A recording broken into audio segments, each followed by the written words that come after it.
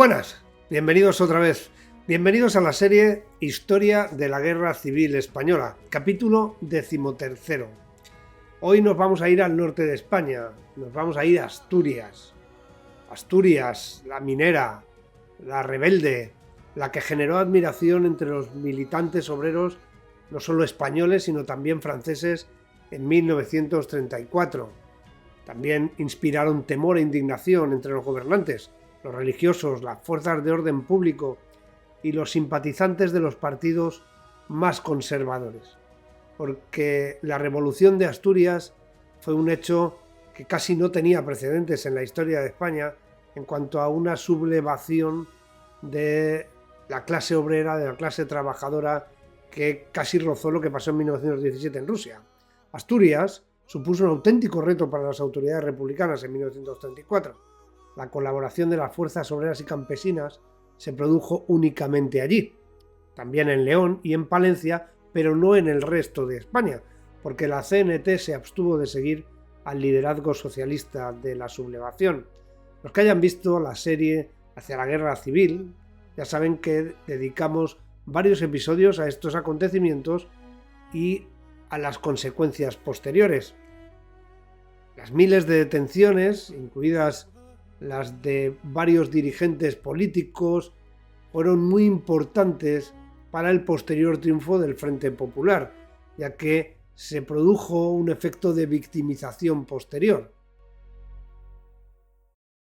La provincia, muy delimitada geográficamente, tenía dos centros de población principales: la capital, Oviedo, que por ser la cabeza del territorio albergaba los centros administrativos principales, la gobernación civil, la comandancia de la Guardia Civil, el puesto de mando del jefe del grupo de guardias de asalto, del 10º grupo, que era el que estaba en Asturias, la comandancia militar, etc. El segundo poblamiento, lógicamente, era Gijón, el puerto de mar principal de la provincia, y además había otros núcleos como Avilés, y por otra parte, pues las cuencas mineras, ¿no?, que tenían un tejido productivo prácticamente basado en la minería extractiva. El movimiento obrero, por ello, estaba muy organizado en esa zona de Asturias. Las casas del pueblo habían tradicionalmente acometido una labor de educación, amparo de familias cuando había un accidente o cuando la silicosis se llevaba al minero a edad temprana. También, evidentemente, estas casas del pueblo que hacían esa labor social aprovechaban para difundir las doctrinas anarquistas, socialistas o comunistas, dependiendo de a qué partido o a qué sindicato perteneciera el centro. En los planes de cualquier sublevación militar, como la que se había estado gestionando o planeando desde abril de 1936, jamás habría entrado Asturias como un lugar con posibilidades de éxito. Las organizaciones obreras estaban perfectamente estructuradas, eran capaces de organizar milicias con lo más duro del movimiento obrero, con acceso a explosivos a través de los barreneros que trabajaban en las minas, con hombres acostumbrados a trabajar en condiciones muy duras y que, como habían demostrado en 1934, eran capaces de cualquier cosa.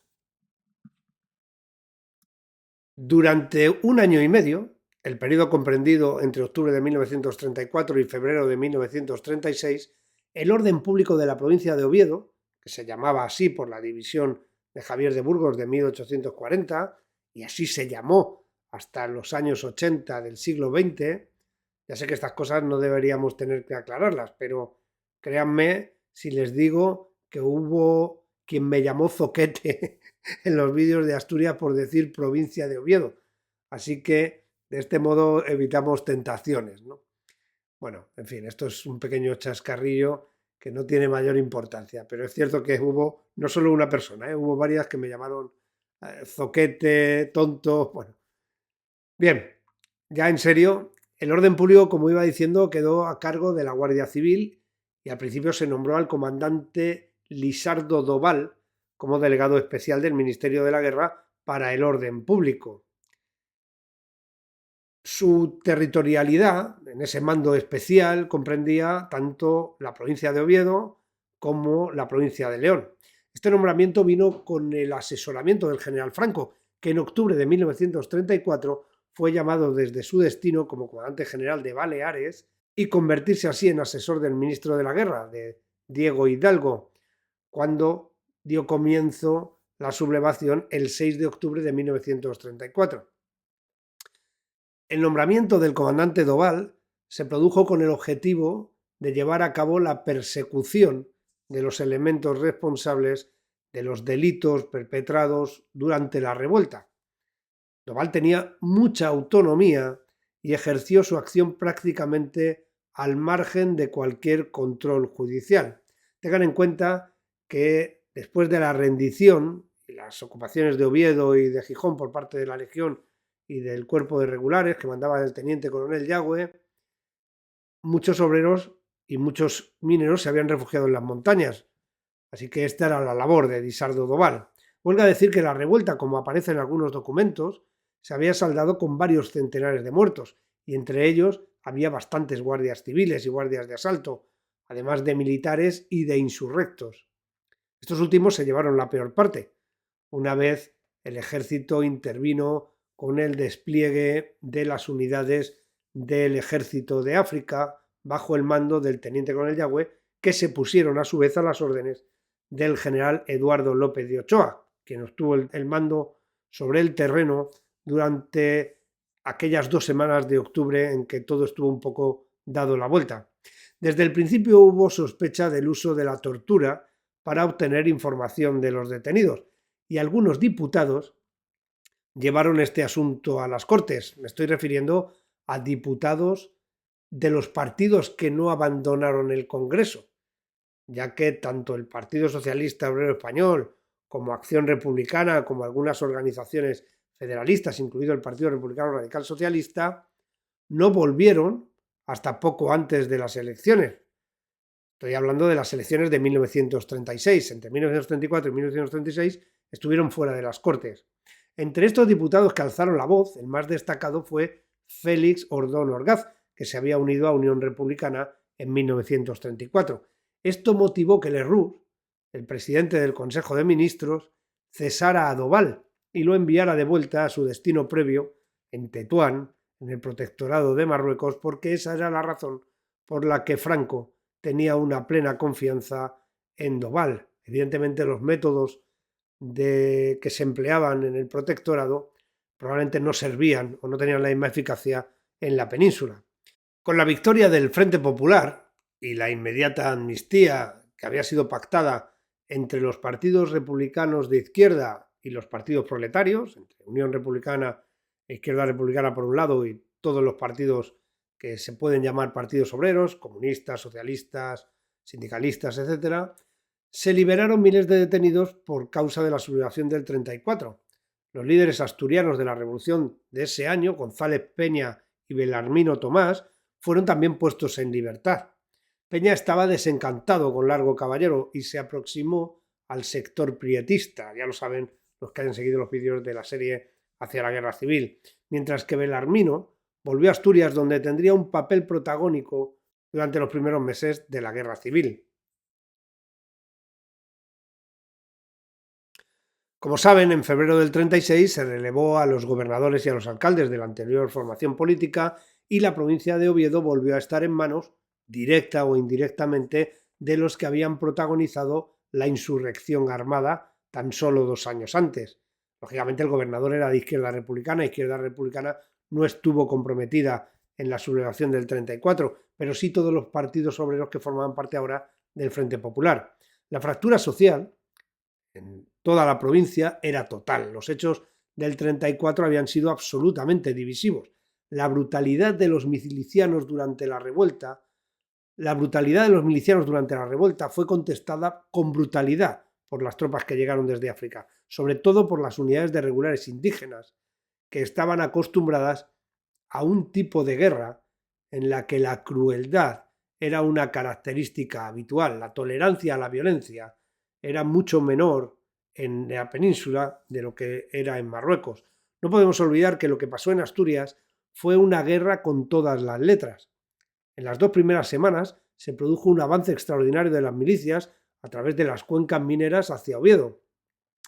Recuerden que Oviedo llegó a estar prácticamente en manos de los insurrectos y el trato que recibieron tanto guardias civiles como guardias de asalto que fueron capturados durante el avance desde las cuencas, en las pequeñas poblaciones donde apenas había 4 o 5 guardias, fueron torturados, algunos fueron asesinados y lo mismo sucedió con algunos religiosos. Ahí está el caso del sacerdote y los monjes de Turón, por ejemplo. El gobierno hizo un relato en el que se obviaron los posibles abusos llevados a cabo por las tropas una vez éstas iban avanzando. Me estoy refiriendo, por supuesto, al gobierno de Alejandro Lerroux. La prensa se centró en las barbaridades cometidas por los mineros de las cuencas y las que también hicieron los obreros de Gijón. Pero, evidentemente, no se habló de lo que pasó después o de cuáles fueron los métodos que emplearon las unidades militares para poder hacerse con el control. Cuando se produjo la victoria del Frente Popular, se cambió completamente el relato y la prensa de izquierdas hizo una verdadera campaña de desprestigio del gobierno anterior. El diario La Libertad lanzó a doble página, durante varios días consecutivos, la narración de lo sucedido, por supuesto según el punto de vista de los que habían sido amnistiados. Se mitificó la figura de Luis de Sirval, específicamente esta. Sirval era el seudónimo de un periodista valenciano, Luis Higón, y en un café un teniente de la Legión escuchó decir a Sirval que tenía información de abusos cometidos por los militares. El periodista fue detenido y en una discusión con el teniente legionario Dmitry Ivanov, cuando estaba en la prisión, Sirval fue zarandeado por el teniente. Así que el periodista, que consiguió zafarse por un momento, salió corriendo a lo largo del pasillo hasta salir a un patio interior. Ivanov le persiguió y, según él manifestó en el juicio, pensó que esa puerta daba a la calle y por tanto se estaba fugando. Así que pretendió hacer un tiro al aire y en el juicio de 1935, en el que el teniente fue juzgado, que fue llevado a cabo por la jurisdicción civil y no por la militar, algo que suponía una anomalía, se le condenó por imprudencia temeraria, tan solo a 6 meses de prisión y una multa de 15.000 pesetas, ya que Ivanov alegó que no sabía que el patio estaba cerrado y que pensaba que se estaba fugando. Al tratar de disparar al aire, cuando montó su arma, era una pistola, se le escapó la corredera y se produjo un disparo involuntario que acabó con la vida del periodista. Esto, que fueron las declaraciones del teniente, lógicamente suenan bastante poco probables. Seguramente le disparó y después, para justificarse, y dio esta versión que fue sustentada por testigos. El órgano judicial que juzgó al teniente fue procesado posteriormente tras la victoria del Frente Popular. Jueces, el fiscal, etcétera, etcétera. El motivo del procesamiento fue haber cometido un posible delito de prevaricación, aunque el juicio no llegó a producirse por el inicio de la guerra civil. Sirval fue mitificado y su figura representó la violencia de la represión en Asturias desde el punto de vista de los partidos de izquierda, de modo que ya se pueden ustedes imaginar que los ánimos estaban bastante caldeados y la fuerza de las milicias asturianas, una vez liberados de la prisión, seguía siendo muy a considerar. No obstante, el gobierno, antes de la victoria del Frente Popular, se había asegurado que no tuvieran acceso sencillo al armamento. Javier Bosque era el gobernador civil tras las elecciones de febrero de 1936, pero había sido cesado por abusar de complicidad con las organizaciones obreras y llevar a cabo detenciones de carácter irregular, incluyendo incluso a algunos miembros de las fuerzas de orden público, antiguos alcaldes, en fin, un poco intentando tomarse la justicia por su cuenta. No es que esta fuera la responsabilidad del gobernador, pero sí que cedía, digamos, a las pretensiones de los sindicatos y de los partidos obreros. Tenía nombrados delegados de orden público ajenos a las fuerzas policiales. Bosque tuvo que declarar a la prensa que había pedido a sus delegados, ya se pueden imaginar de dónde eran los delegados, que no hicieran detenciones por venganza personal, porque era lo que había estado sucediendo desde el mes de marzo aproximadamente de 1936.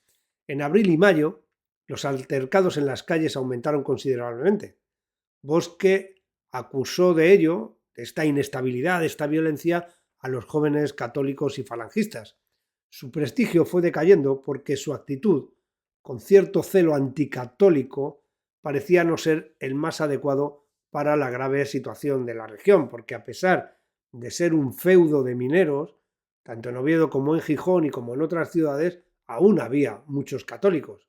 El 27 de abril se llevaba a cabo el entierro del guardia civil Manuel Vela, asesinado por unos pistoleros izquierdistas cuando realizaba un control de carretera. Como pasó con el funeral del alférez de los Reyes en Madrid, el de Manuel Vera se convirtió en una manifestación y demostración de fuerza de Falange Española, que aunque tenía a sus dirigentes nacionales en la cárcel, José Antonio Primo de Rivera, a Onésimo Redondo, etc., aún era capaz de movilizar a sus bases y los insultos y las amenazas a Bosque por parte de los falangistas fueron muy duros.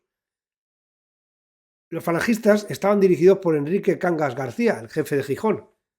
Fue más que significativo el hecho de que Cangas fuera detenido y el 18 de julio se encontrara en prisión. Por supuesto, fue liberado una vez se hicieron con el control de Oviedo los sublevados. Su sustituto fue el zaragozano Isidro Isar de Lausín, un hombre con una larga trayectoria como gobernador civil. Desde el advenimiento de la República lo había sido de Jaén, de Valladolid, de Toledo, de Almería y de Pontevedra. Como ven, no podemos decir que existiera verdadera pasión por mantener y dar continuidad a los gobernadores. Había sido cesado en diciembre de 1933 con la llegada al gobierno del Partido Republicano Radical, justo tras las elecciones de ese año, las del mes de noviembre, y en 1936 se incorporó a Izquierda Republicana, por lo que en febrero de ese año fue nombrado gobernador de Baleares y posteriormente de Oviedo. Apenas llevaba unas semanas en julio de 1936. Las fuerzas policiales que dependían de él eran el 10º Grupo de Asalto, a cuyo mando se encontraba el comandante Alfonso Ros Hernández. Tenía compañías en Oviedo y en Gijón. La Guardia de Asalto había tenido bastantes bajas durante los hechos de octubre de 1934, por lo que su relación con las organizaciones obreras no era del todo positiva.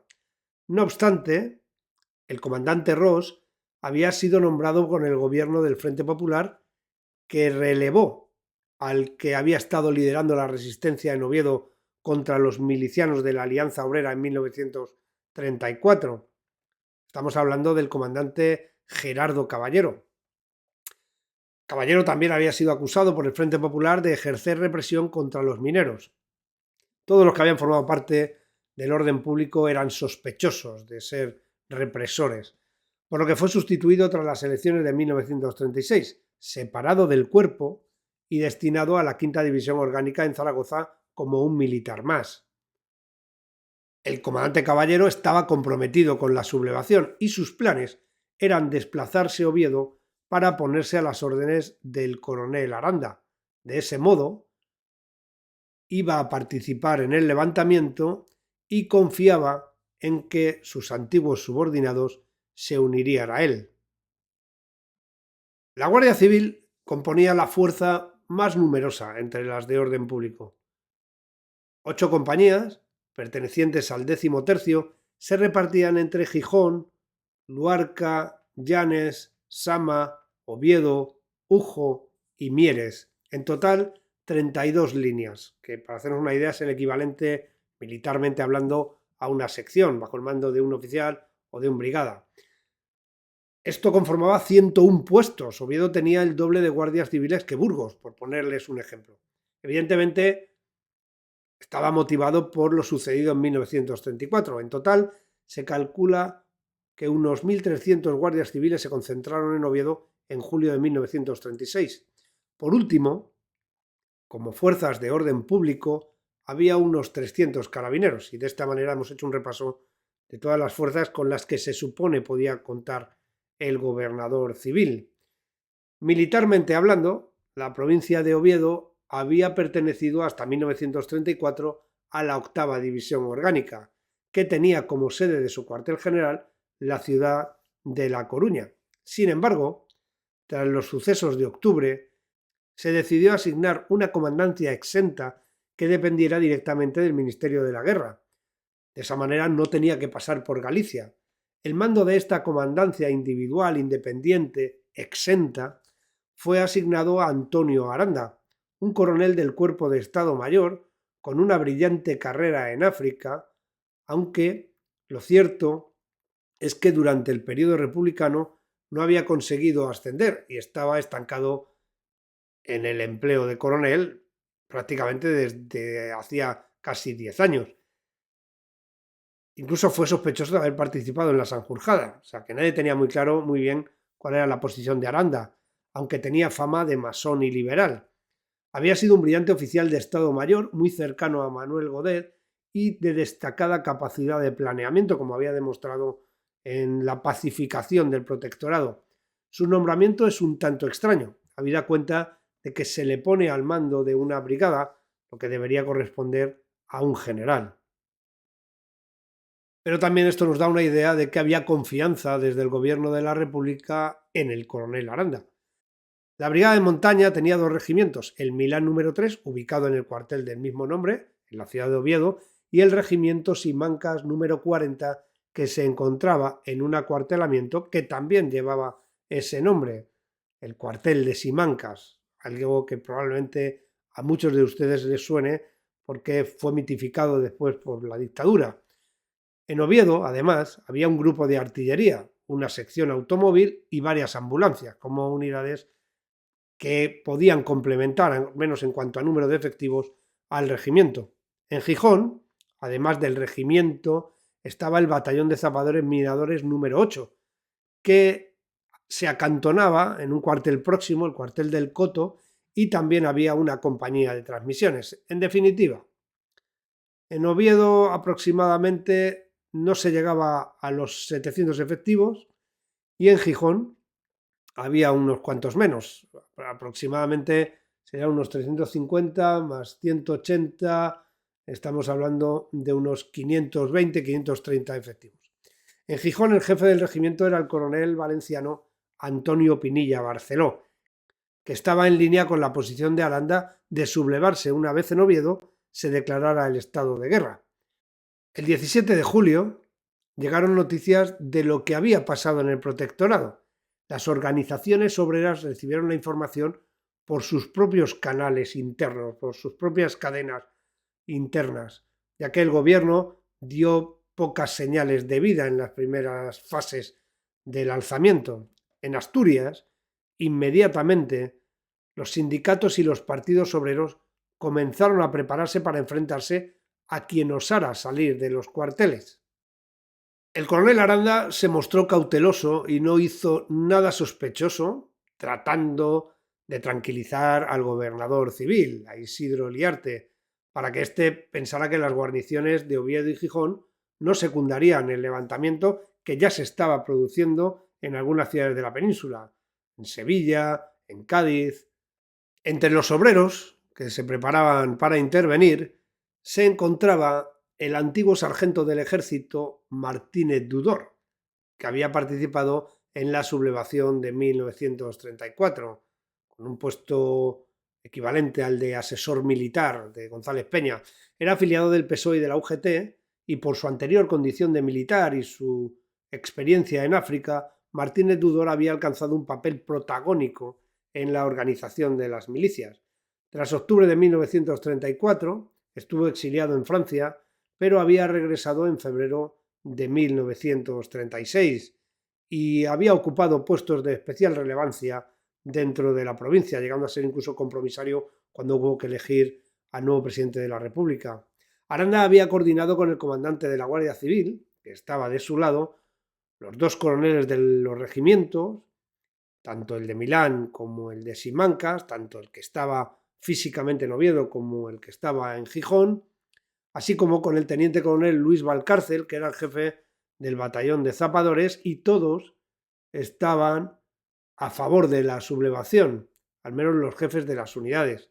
Ante la confianza de las autoridades en Aranda, a partir del 18 de julio, cuando la sublevación se está empezando a extender por la península, se organiza una milicia con 4.000 mineros de las cuencas y con obreros de otras zonas asturianas, sobre todo de Gijón, que es la ciudad más industrial de Asturias en este momento, para progresar hacia Madrid, Gijón y Mieres, ¿no? No podemos olvidarlo.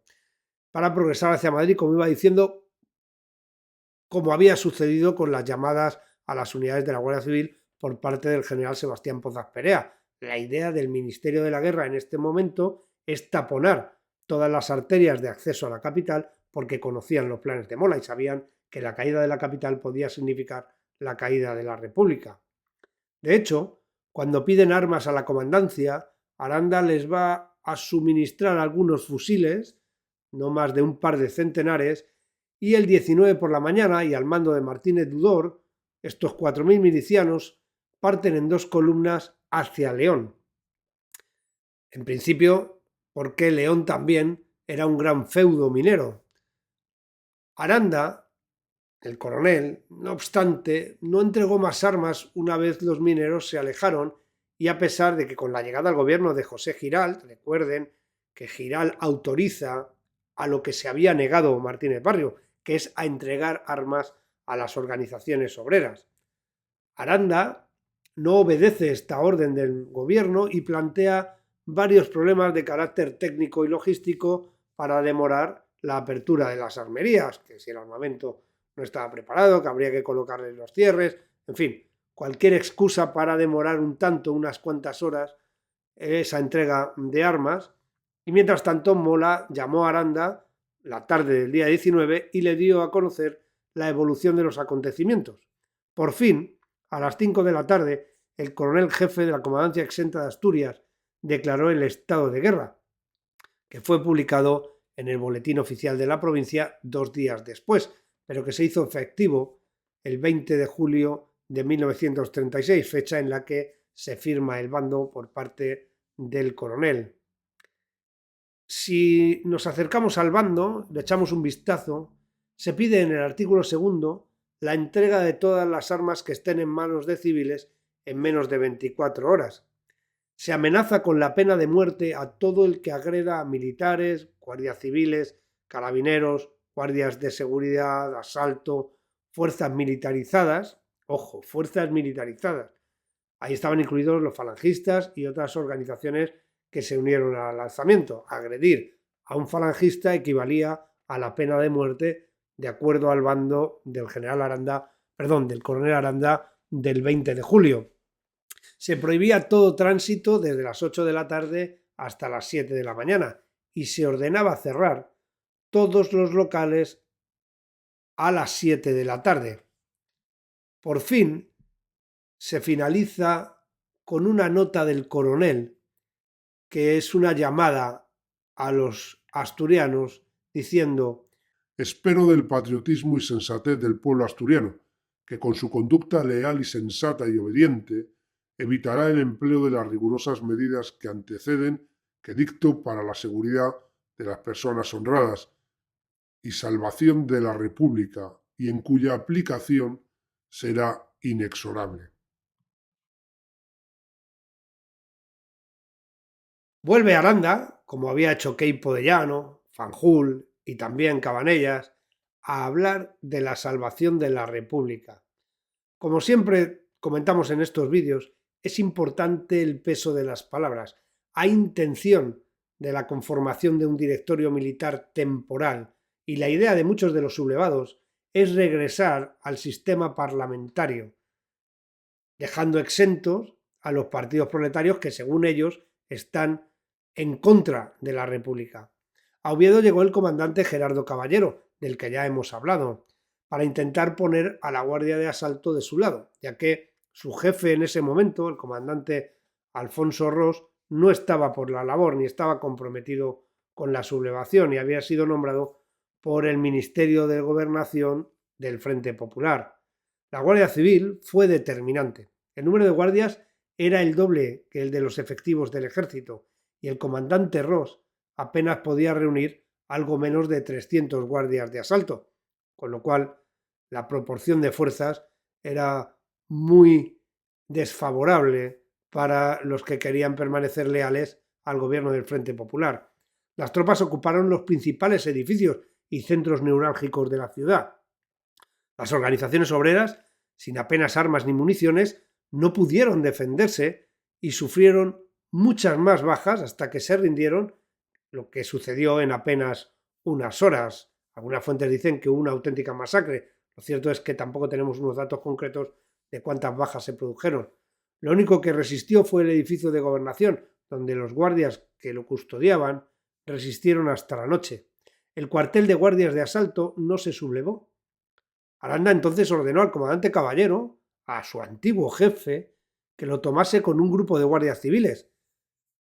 Dentro del cuartel, el comandante Ross y un grupo de guardias que fueron leales al jefe actual consiguieron resistir hasta la mañana del 20 de julio, en la que por fin acabaron rindiéndose porque había compromiso de respetar sus vidas, lo cual no se produjo.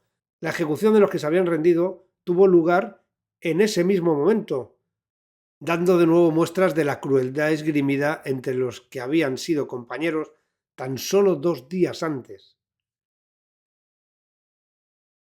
Se hicieron centenares de prisioneros. El gobernador civil, Liarte Lausín, fue uno de ellos. De hecho, sería fusilado meses después. Oviedo quedaba bajo el control de los sublevados, pero el golpe solo había triunfado en la capital asturiana y también en Gijón, donde el coronel Pinilla se había pronunciado en el cuartel de Simancas. Martínez Dudor, el sargento de los milicianos del que ya hemos hablado, que había intentado llegar a León, fracasó, por lo que decidieron regresar a Oviedo una vez se enteraron de la traición del coronel Aranda. Oviedo quedó rodeada por los milicianos el mismo día 20. La fábrica de armas de Trubia proporcionó a estos piezas de artillería y municiones que muy pronto comenzaron a emplear a través de bombardeos contra la ciudad, tanto de artillería como posteriormente, y una vez organizada la defensa del Frente Popular, como por aviación.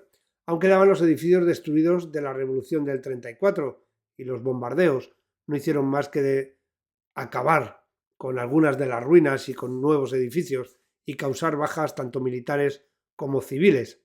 El sitio duró varios meses y Aranda perdió a casi todos sus efectivos durante el mismo. Estoy hablándoles de entre enfermedades, heridos y fallecidos, aproximadamente un 90% de bajas, aunque consiguió resistir al final. Gijón, por otra parte, corrió una suerte completamente distinta. El coronel Pinilla declaró su adhesión al jefe de la brigada el 19 de julio por la mañana e intentó sacar una compañía a la calle para declarar el estado de guerra. Pero, a diferencia de lo que había pasado en Oviedo, las fuerzas de orden público no se sumaron a la rebelión, aparte de que eran inferiores en número, pero también, como había sucedido en muchos regimientos, no todos los oficiales estaban de acuerdo con aquello que estaban haciendo sus jefes, y los partidos obreros tuvieron conocimiento de las intenciones del coronel Pinilla a través de algunos militares que tenían una buena relación con los milicianos o con las organizaciones proletarias. Casualmente se encontraba de vacaciones en Gijón el comandante José Gallego Aragüés y a él, de forma improvisada, las autoridades republicanas le van a asignar el mando de la comandancia militar de Gijón, un mando del que solo había milicianos y algunas fuerzas de orden público, unos cuantos guardias de asalto y algunos carabineros. Pinilla sacó a las tropas la mañana del 20 e intentó ocupar los edificios públicos más significativos, siguiendo el plan que habían ejecutado en todas las ciudades sublevadas. Siempre el edificio que tiene las comunicaciones, el edificio de la Gobernación Civil, en este caso en Gijón no había tal edificio, y ayuntamiento, etc. Las milicias de la CNT y la UGT ya se encontraban armadas, con remanentes del 34, lógicamente pobremente armadas, aunque con la suficiente fuerza para enfrentarse a las tropas, pero poco numerosas de Pinilla, sobre todo porque les estaban esperando en los edificios que se supone debían ocupar, ya que se había perdido completamente el factor sorpresa y tenían toda la información de cuáles eran los planes del coronel jefe del regimiento Simancas. Esto hizo que las tropas se refugiaran en los dos cuarteles, tanto los 350 infantes del regimiento de Simancas como los 180 zapadores del batallón número 8. Estas cifras corresponden a aproximadamente el 40% de una plantilla normal, lo que nos da una idea, o mejor dicho, nos vuelve a dar una idea de lo mermada que estaba la guarnición, como pasaba en toda España. Mucho menos de la mitad de lo que tenía que tener un regimiento, mucho menos de la mitad de lo que tenía que tener un batallón. Las milicias apenas tenían armas, pero tenían dinamita, y el empleo de la dinamita en los asaltos tuvo un notable efecto. Para la República el puerto de Gijón era clave, tenía una importancia muy superior a la ciudad de Oviedo, que aunque estuviera sitiada y fuera la capital de la provincia, no era un factor determinante, porque solo podía ser auxiliada o abastecida por tierra y no a través del puerto, como pasaba con Gijón. El cuartel de zapadores cayó pronto y todos los supervivientes se refugiaron en el de Simancas, uniéndose las fuerzas de infantería y de ingenieros que consiguieron resistir casi un mes. Los problemas que tenían, al contrario de lo que pasó en Oviedo, es que no disponían de munición para poder resistir mucho más. Finalmente sus defensores fueron masacrados. Oviedo sí que resistió. De hecho, muchas de las imágenes que han visto en este vídeo corresponden en realidad a la liberación de los sitiados por parte de las columnas que procedían de Galicia, porque huelga decir, y esto probablemente lo analizaremos en el próximo episodio, en Galicia, el 19 de julio, a pesar de las insistentes llamadas del general Emilio Mola, el jefe de la división, un hombre muy cercano a José Sanjurjo, que era Salcedo Molinuevo, y el jefe de la brigada de Coruña, el general Caridad Pita, no se sumaron a la sublevación. Sin embargo, sus subordinados los detuvieron y acabarían siendo fusilados sobre el mes de noviembre, con lo que la 8ª división quedó en manos del bando nacional, y desde allí se organizaron columnas para intentar liberar a los sitiados de asturianos. Es importante reseñar que la ciudad de Oviedo, a pesar de haber estado sitiada durante varios meses, continuó con una vida moderadamente normal, a pesar del toque de queda y de que la gente estaba en casa a partir de las 8 de la tarde y se levantaba a las 7 de la mañana, no hubo combates en el interior de la ciudad, solamente bombardeos. Esto, que no es menor, por supuesto, no hacía que hubiera, digamos, disparos de tiro directo dentro de las calles, o próximas a las edificaciones. Sí que, evidentemente, cuando se producían bombardeos, los ciudadanos tenían que protegerse. Pero la defensa, el perímetro alrededor de la ciudad, que Aranda había planeado, además con mucha eficacia, una red de fortificaciones que se fueron mejorando a través de la perfectibilidad para defender la ciudad, que era dominada desde el Monte Naranco. Aquellos que conocen Oviedo saben que desde el Naranco se ve perfectamente toda la ciudad y es un lugar perfecto para poder disparar con munición de artillería, morteros o con lo que se tenga a mano, porque Oviedo es muy vulnerable desde el Naranco. El Naranco estaba, por supuesto, en manos de los milicianos. Así que la ciudad resistirá hasta bien entrado el año 1937, en el que se producirá, como hemos dicho, la liberación por parte de las columnas gallegas, de las columnas de las unidades que proceden de Galicia. ¿Qué importancia tiene la resistencia de la ciudad de Oviedo? En principio es más que nada moral, como pasaba con Toledo. Realmente no eran sitios fundamentales desde un punto de vista estratégico. Sí que lo era Gijón, por el puerto, Oviedo, las fábricas de armas, pero la de Trueba había quedado de manos de los milicianos. Por tanto, teniendo el resto y teniendo las minas, disponiendo de las cuencas, la República tenía lo que de verdad necesitaba. El gobierno que había quedado en la República tenía lo que de verdad necesitaba y no hacía falta, digamos, empeñarse en ocupar Oviedo, a pesar de que hubo muchos combates y a pesar de que se intentó más de una vez asaltar la ciudad por parte de los milicianos. La zona norte, como veremos en el próximo episodio, quedó aislada del resto de la zona republicana, lo que hizo también que se generaran una especie de ejércitos paralelos que no obedecían a las instrucciones del Ministerio de la Guerra. De hecho, digamos que fueron todos muy autónomos, tanto asturianos como vascos, como cántabros, todos ellos hicieron un poco la guerra por su cuenta, y lo veremos en los episodios posteriores. El coronel Aranda fue ascendido a general de brigada durante el tiempo en el que estaba sitiado, con las comunicaciones que pudo mantener. Tuvo la suerte de disponer de abundante munición, tuvo la suerte también de disponer de mucho armamento que había estado custodiado y reservado en el cuartel de Milán, y de ese modo pues pudo resistir. La única pega que tuvo durante todo el sitio fue el agua.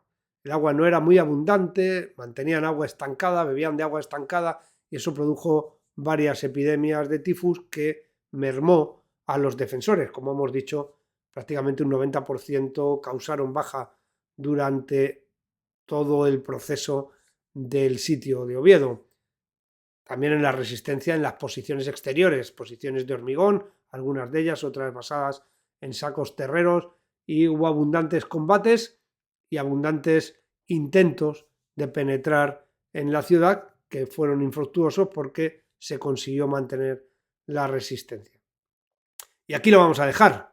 En el próximo episodio hablaremos de Galicia y hablaremos del norte, concretamente del noreste, hasta llegar a la frontera francesa. Estamos hablando del País Vasco y luego a partir de ahí ya entraremos en la parte de los combates, en la parte de las batallas, porque de esa manera podremos ir avanzando y después, a lo largo de la serie, si tenemos que ir a un sitio en concreto, hablaremos en la parte introductoria de ellos de cómo se produjo la sublevación en aquella población, en aquella ciudad en concreto, porque tenemos 50 capitales de provincia.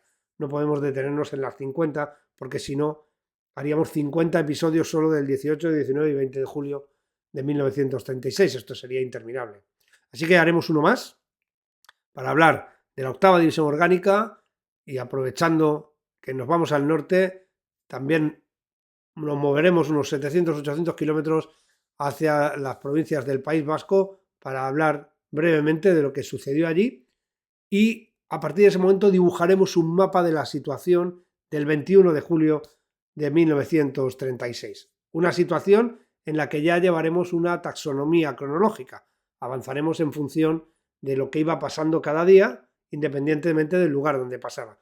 De ese modo podremos llevar cronológicamente y no teniéndonos que detener constantemente en el mismo día, que hemos hecho un poco el día de la marmota, si me lo permiten, pero podremos dar una continuidad cronológica.